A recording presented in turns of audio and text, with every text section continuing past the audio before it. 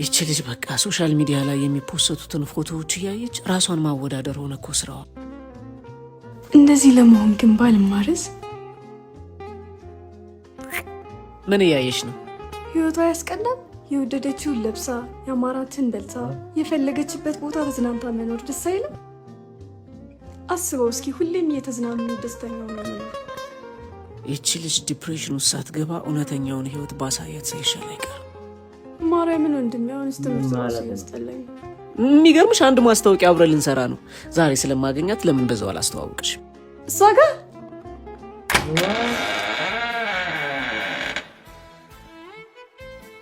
የሷ ቤት ነው ብሉ እንጂ ባርኮቴ።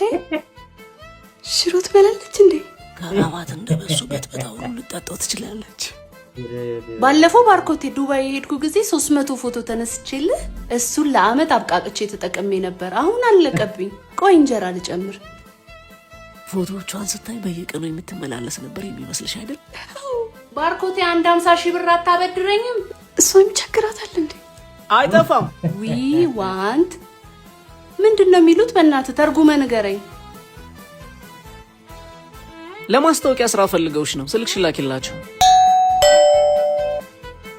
ፖስቶቿ ላይ እኮ እንዳለ በእንግሊዝኛ ነው የምጽፈው። የሚጽፍ ሰው አይጠፋ። የምታደርገኝን ይልኝ ባርኮት። ለፎቶ ብላ እንዳለ ልብሶችን አስመጣችኝ። ኦ ማይ ጋድ በጣም ሰርፕራይዝ የሆንኩት ወንድሜ። ይኸውልሽ የኔ ቆንጆ ሶሻል ሚዲያ ላይ አብዛኛው ነገር ውሸት ነው። ይኸውልሽ የማስመሰል ህይወት፣ የራስ ያልሆነ ሀብትና አርቲፊሻል ማንነት ነው ሶሻል ሚዲያውን የሞሉት። እና ምን ያሳስባል አትሉኝም?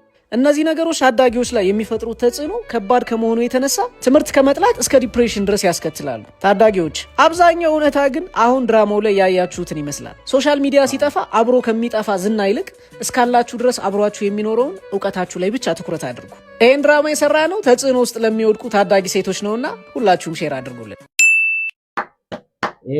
እውነት ነው።